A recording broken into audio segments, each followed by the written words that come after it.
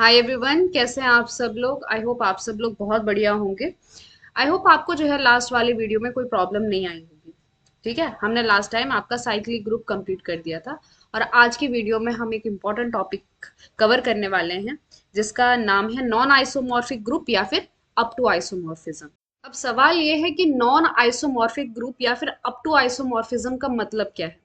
मतलब ये है कि अगर मान लीजिए मैं आपसे कहती हूँ कि कोई ग्रुप है। ग्रुप क्या है ये नहीं बता रही हूँ मैं, आपको ये बता रही हूँ कि कोई ग्रुप है जिसका ऑर्डर 10 है। तो आपके दिमाग में क्या आएगा कि ये कौन सा ग्रुप हो सकता है।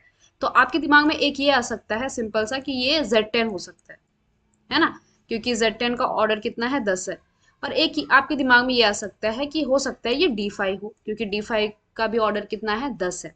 तो इन्हीं को हम कहते हैं कि non isomorphic group. Okay, non isomorphic group मतलब क्या कि आपस में तो नॉन आइसोमॉर्फिक है, और 10 ऑर्डर के ऐसे दो ग्रुप हो सकते हैं जो आपस में कैसे हैं, अलग अलग है। इनका स्ट्रक्चर कैसा है, अलग है, बट दोनों का ऑर्डर कितना है, 10 है। ठीक है ना।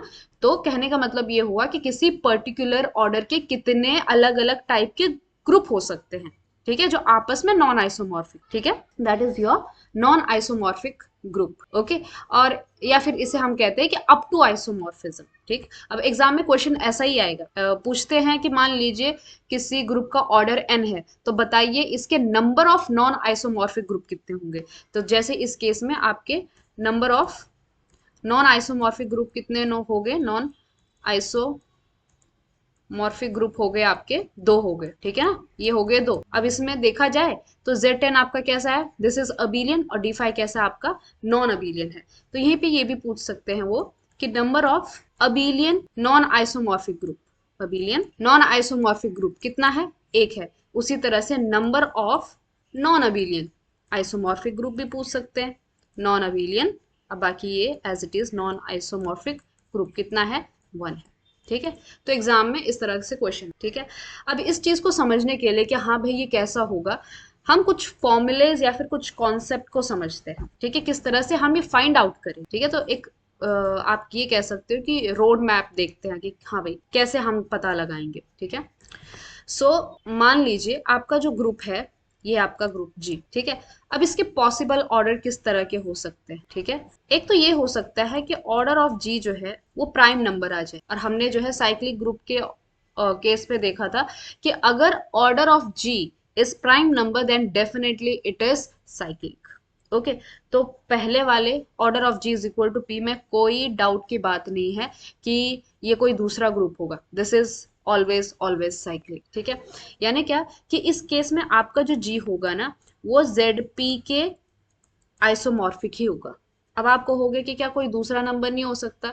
बिल्कुल हो सकता, कोई दूसरा ग्रुप नहीं हो सकता है, लेकिन वो वाला ग्रुप भी ना जेड पी के ही आइसोमॉर्फिक होगा। ठीक है, क्योंकि देखो हर साइक्लिक ग्रुप, जैसे कि मान लीजिए मैं एन ऑर्डर का कोई ग्रुप लेती हूँ, एन ऑर्डर का मैंने ग्रुप ले लिया।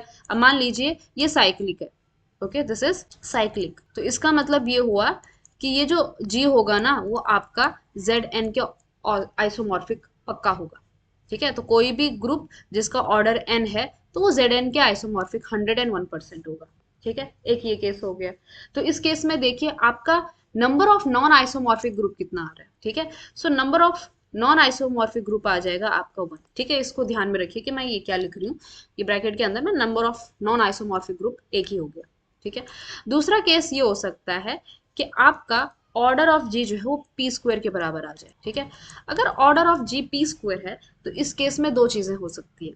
या तो आपका जी साइक्लिक हो, यानी कि जेड पी स्क्वायर के क्या हो, आइसोमॉर्फिक हो। ठीक है।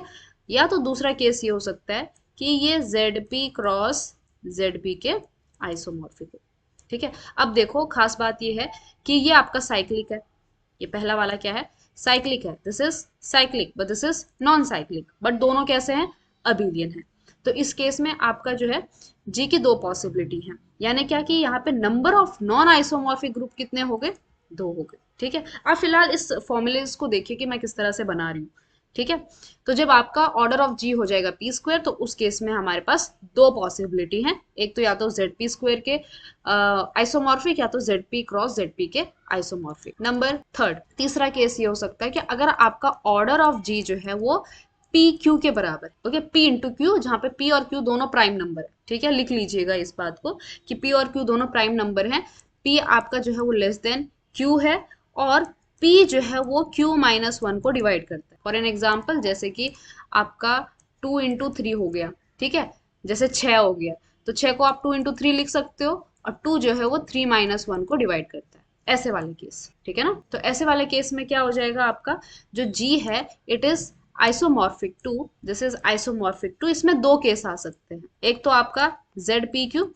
आप एक चीज हमेशा समझ रहे हैं ना कि जितना ऑर्डर ऑफ जी है वो अगर साइक्लिक हुआ तो पहला केस तो बनता ही है, कौन सा, जो जितना उसका ऑर्डर है, जैसे कि पी ऑर्डर के केस में जेड पी बन रहा है, पी स्क्वायर ऑर्डर में जो है जेड पी स्क्वायर के आइसोमॉर्फिक हो रहा है, अब पी क्यू के केस में जेड पी क्यू के आइसोमॉर्फिक हो रहा है, तो एक तो जेड एन के आइसोमॉर्फिक हो सकता है, ठीक है।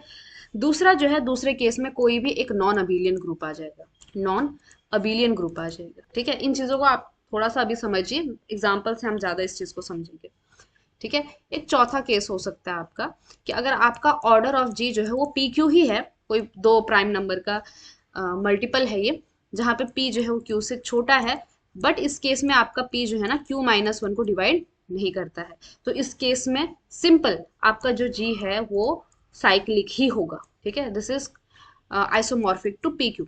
तो एक चीज आप यहाँ से ध्यान में रखिए कि अगर आपका order of G P into Q है, जहां पे पी क्यू माइनस उनको डिवाइड नहीं कर रहा है, तो उस केस में आपका जी साइक्लिक होगा, यानी कि जेड पी क्यू के आइसोमॉर्फिक होगा, ठीक है। तो देखो इस केस में जब Z order of G is equal to P Q आया, जहां पे पी क्यू माइनस वन को डिवाइड कर रहा है, तो इसके अंडर कितने नॉन आइसोमॉर्फिक ग्रुप बने, दो, और इस केस में कितना बन रहा है, एक बन रहा है, ठीक है। चलिए, अब एक है कि भाई हमेशा थोड़ी ना ऐसे ही पी स्क्वायर पी क्यू इस फॉर्म के बनेंगे, हमारे पास कोई जनरल बन भी तो सकता है कोई दूसरा जिसमें ये इस टाइप का प्रॉब्लम ना हो, तो उसके लिए हम पढ़ेंगे एक और आपका पांचवा प्रकार, ओके। तो फिफ्थ केस में आपका क्या हो सकता है, फिफ्थ केस में हो सकता है आपका कि ऑर्डर ऑफ जी जो है कोई भी एन है, अब एन है तो हम इसका प्राइम फैक्टराइजेशन कर सकते हैं, यानी कि इसको मैं लिख सकती हूँ पी वन की पावर के वन, पी टू की पावर के two, up to so on dot dot P N की पावर के एन, ठीक है। अब यहाँ पे इंपॉर्टेंट रोल किनका है, इन पावर्स का है, ठीक है। तो इस केस में number of non isomorphic group पता है किसके बराबर होंगे, सो नंबर ऑफ नॉन, एक मिनट, इसमें अबिलियन का हमें पता चलता है, number of non isomorphic abelian group, non isomorphic abelian group मैंने यहाँ ऊपर क्या लिखा था, number of abelian non isomorphic group, आप यहाँ पे जो है ना इसको आगे लिख देना, ठीक है, यहाँ पे खैर ये भी सही है बट ओके, ठीक है। So number of non isomorphic abelian group किसके बराबर आ जाएंगे, this is equal to, power देखिए कितना है, के वन है, के टू है, के एन है, तो यहाँ पे हमें पार्टीशन ऑफ के वन इंटू पार्टीशन ऑफ के टू इंटू अप टू सोन, इसी तरह से पार्टीशन ऑफ के एन तक जाना है। अब ये पार्टीशन क्या हुआ, किसी भी नंबर का पार्टीशन क्या हुआ, आपने एक चीज तो पढ़ी है ना, जैसे सेट के अंदर कोई इंटरवल होता है, इनका पार्टीशन आपने पढ़ा होगा, वैसे नंबर का भी पार्टीशन होता है। कहने का मतलब ये है कि पार्टीशन मतलब जैसे कि मैंने नंबर 5 ले लिया, एन इज इक्वल टू 5 ले लिया, ठीक है। अब मैं 5 को किस तरह से इसका मैं डिवीजन कर सकती हूँ, मतलब क्या कि 5 को किस तरह से लिख सकती हूँ, ऐसे लिख सकती हूँ, एक तो सिर्फ 5 लिख सकती हूँ, या तो 4+1 लिख सकती हूँ, या फिर 3+2 लिख सकती हूँ, या फिर और कैसे लिखा जा सकता है इसको, 3+1+1 लिख सकती हूँ, फिर 1+1+1+2 लिख सकती हूँ, फिर 1+1+1+1+1 इस तरह से लिख सकती हूँ, ठीक है। और कुछ बचा है इसमें, 5 हो गया, 4+1 हो गया, 3+2 हो गया, इस 2 को डिवाइड कर दिया, फिर मैंने इस 3 को डिवाइड किया, 2 को एज इट इज रखा, एंड देन दिस, ओके। तो इसे हम कहेंगे कि ये आपके क्या है, पार्टीशन, ओके। अब देखो एक एग्जाम्पल से आप बेहतर समझोगे कि मान लीजिए किसी ग्रुप का ऑर्डर 100 है, और आपसे मैंने पूछा कि बताइए कि number of non isomorphic abelian group कितने होंगे, मतलब ये जो जी है ये कितनों के साथ आइसोमॉर्फिक होगा जो अबिलियन ग्रुप होंगे, ठीक है, वो भी अलग अलग होने चाहिए, ठीक। तो सबसे पहले हम इस 100 का क्या करेंगे, प्राइम फैक्टराइजेशन करेंगे, तो आप देखोगे 4 × 25 होता है 100, तो 2 की पावर 2 इंटू 5 की पावर 2। अब देखो इसमें आप पावर देखो तो यहाँ पे भी दो है, यहाँ पे भी दो है। So number of non isomorphic isomorphic abelian group जो है वो किसके बराबर आ जाएगा? It is equal to partition of two into partition of two. अब देखो टू का पार्टीशन कैसे हो सकता है? टू या तो टू लिख दो या तो वन प्लस वन लिख दो, सिंपल सा है, ठीक है ना। तो मतलब दो आ गया तो पी ऑफ टू आ गया टू, पी ऑफ टू भी आ गया टू, यानी कि चार, ठीक है। सो मतलब क्या कि ये जो जी है वो चार नॉन आइसोमॉर्फिक अबीलियन ग्रुप के साथ आइसोमॉर्फिक होगा, ठीक है। अब सवाल ये है कि वो कौन से हैं, ठीक है। अब ये कैसे पता करेंगे? अब देखो इसके जैसे कि ये है, ये वाला है तो इसका partition two one plus one हो जाएगा। फिर ये वाला टू, इसका भी टू वन प्लस वन हो जाएगा। अब आप जो है पेयर बनाओ, ठीक है। पेयर मतलब क्या कि पहले मैं इस टू का पेयर इस टू के साथ बना सकती हूँ, और इसके लिए आप लेना है प्राइम नंबर जो नीचे वाला है, कंसिडर करना है, ठीक है। अब ये जो टू है ये किसका है? ये आपका इस प्राइम नंबर टू का है, ठीक है। टू की पावर था टू, कंफ्यूज मत होना। तो इसका पार्टीशन ये है, और ये जो टू है यहाँ बाजू वाला, ये किसका पावर था? ये पांच का पावर था, तो ये पांच के लिए है, ठीक है। अब ये है कि किसके आइसोमॉर्फिक होगा ये, तो जी इज आइसोमॉर्फिक टू। सबसे पहले आप इस प्राइम नंबर को लिखिए जिसकी पावर है टू, और इसका पावर लिख दो ये दो, ठीक है, ओके।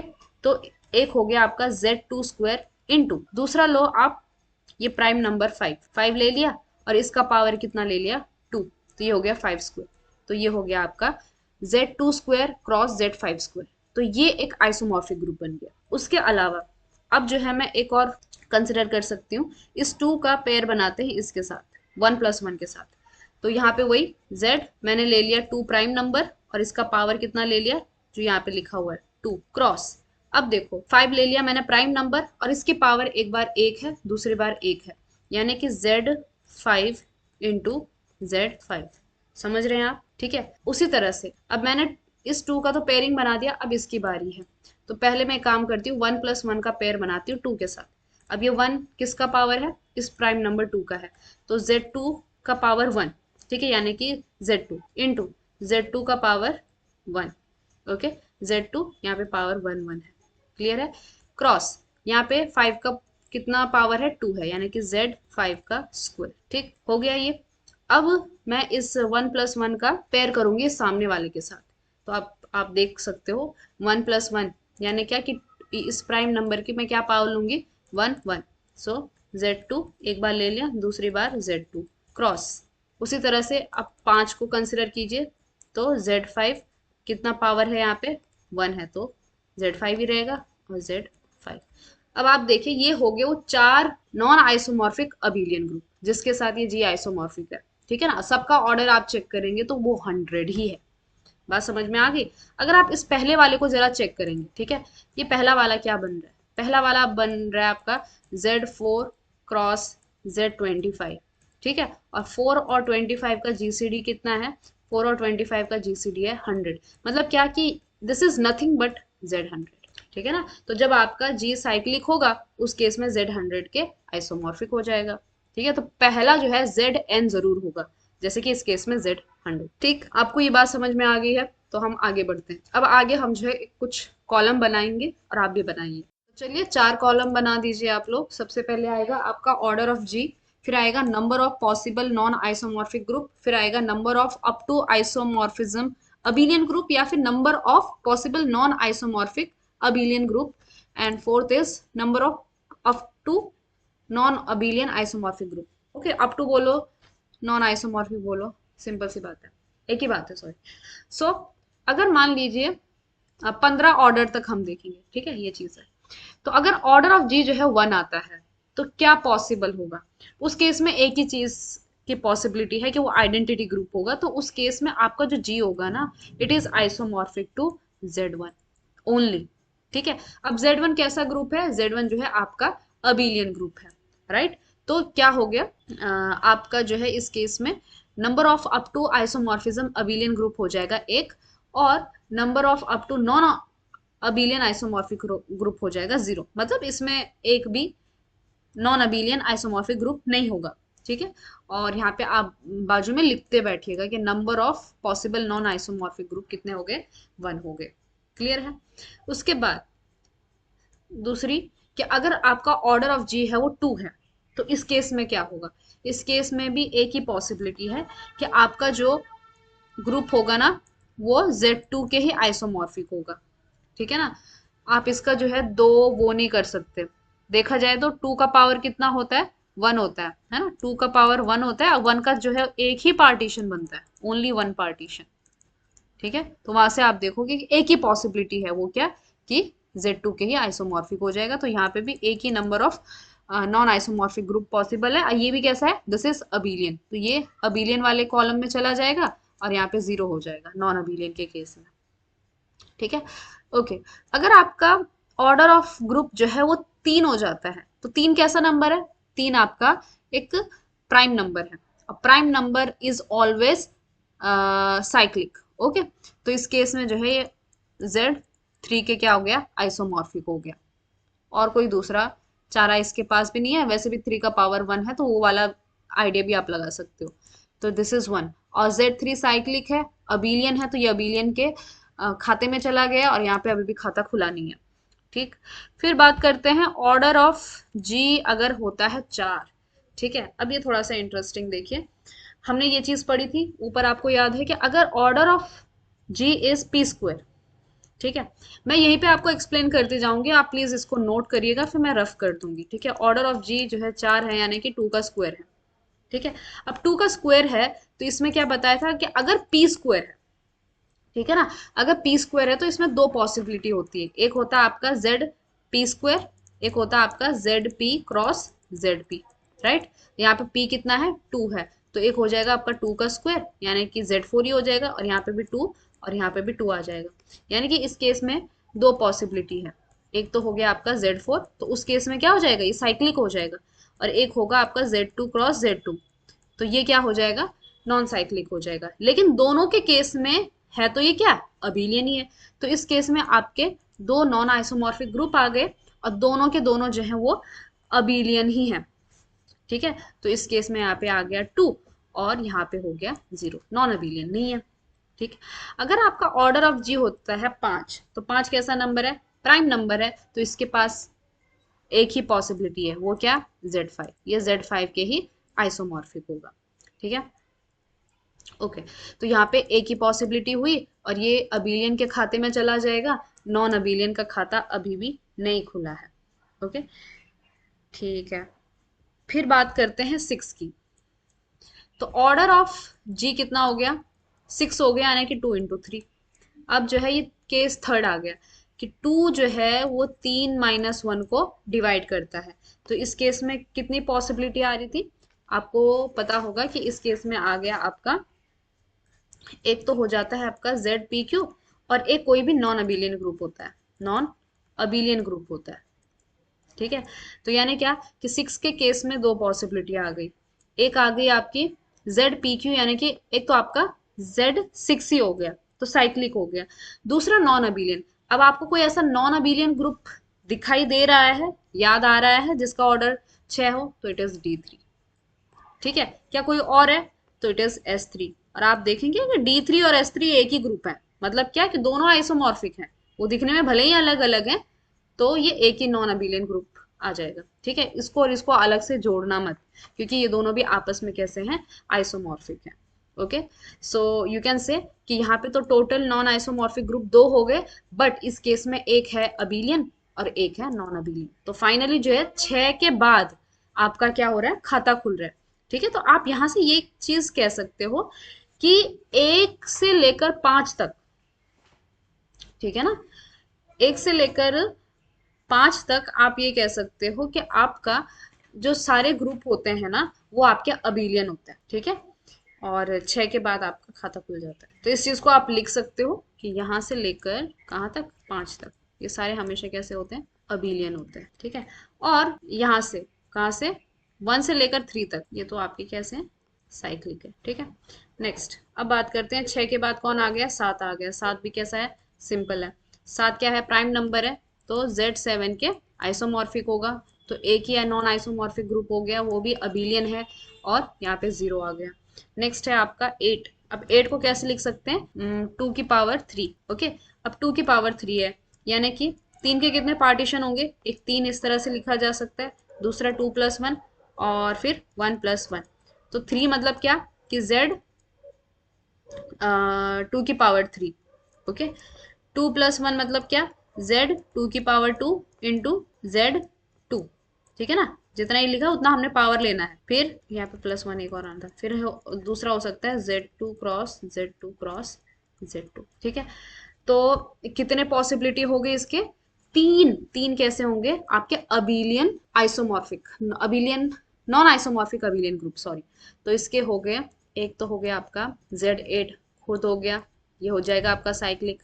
फिर एक आ रहा है आपका Z4 इंटू Z2, फिर एक आ जा रहा है आपका Z2 into Z2 into Z2। ठीक है, ये तो आपने फॉर्मूले से निकाल दिया, अबिलियन वाला तो निकाल सकते हो आसानी से। इसके अलावा अगर आप 8 ग्रुप का देखोगे तो 8 ग्रुप का एक और ग्रुप होता है, कौन सा, 8 ऑर्डर का एक और ग्रुप होता है, वो होता है आपका D4। ठीक है, इसके अलावा एक और होता है, कौन सा, वो होता है आपका Q8। ठीक है, और देखो Q8 का स्ट्रक्चर और D4 का स्ट्रक्चर अलग अलग है, ये दोनों आपस में जो है सेम नहीं है, D4 और Q8 आपस में अलग अलग है।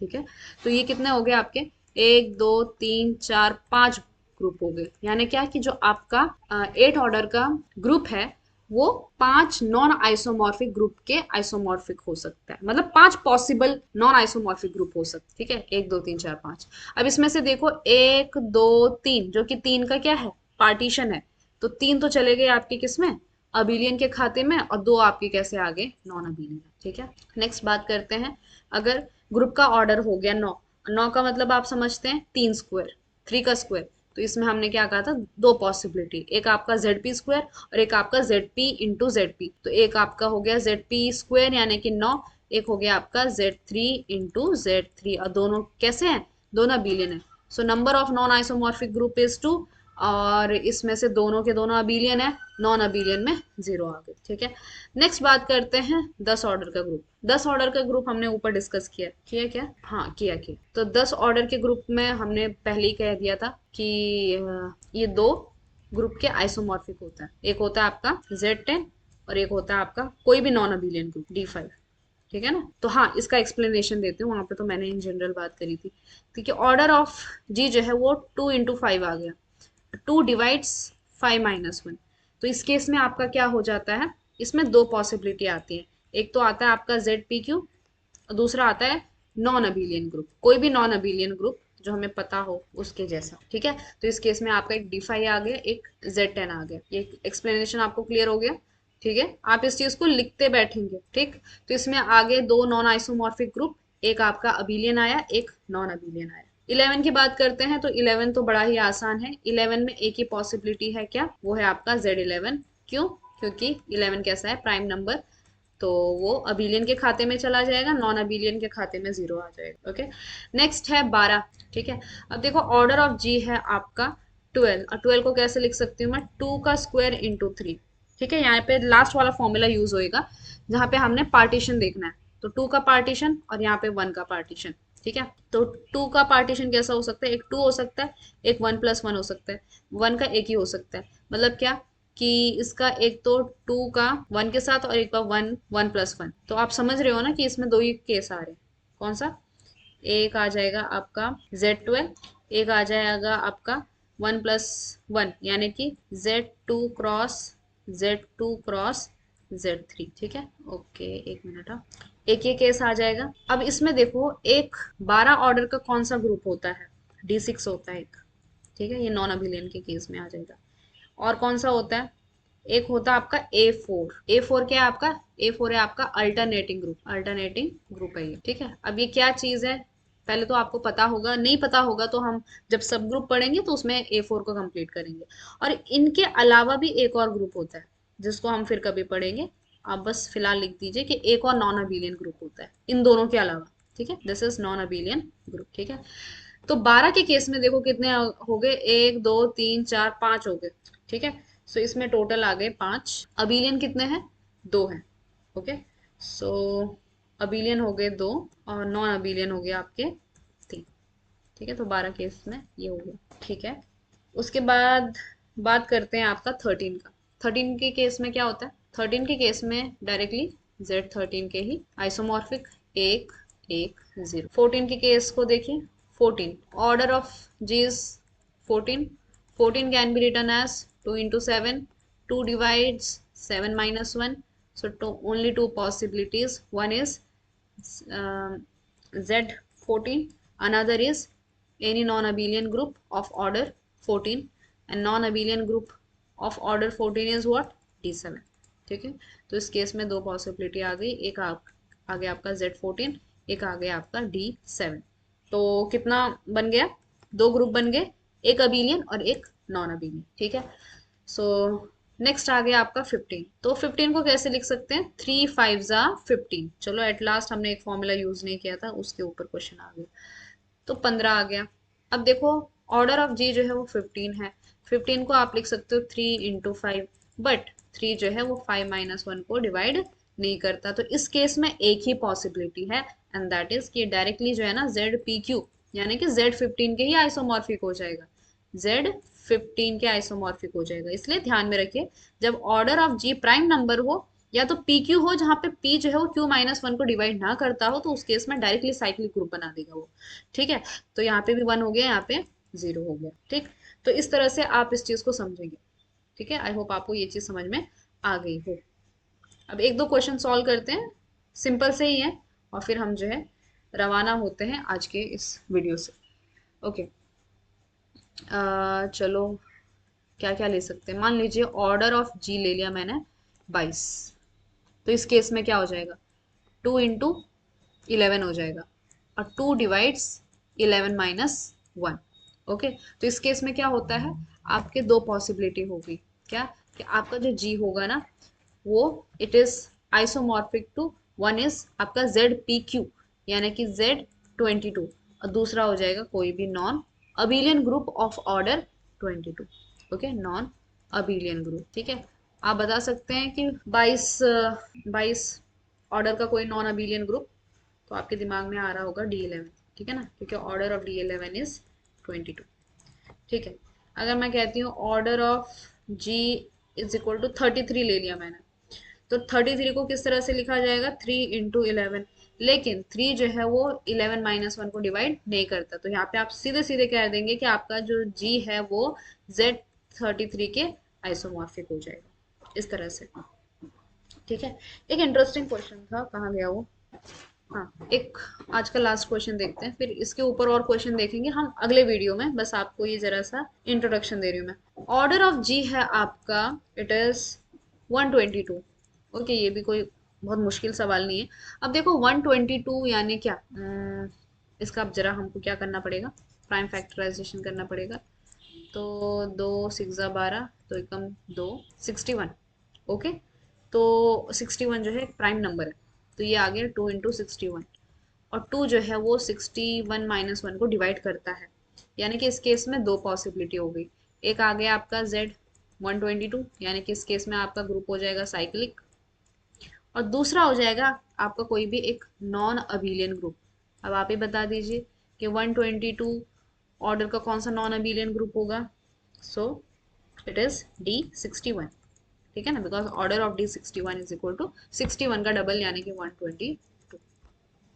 ठीक है, अच्छा और कोई सवाल बना सकते हैं, हाँ, एक ऑर्डर ऑफ जी मान लीजिए ले लिया मैंने 35। ओके, 35 को कैसे लिख सकते हैं, 5 इंटू 7। ठीक है, 5 जो है वो 7 माइनस 1 को डिवाइड नहीं करता है।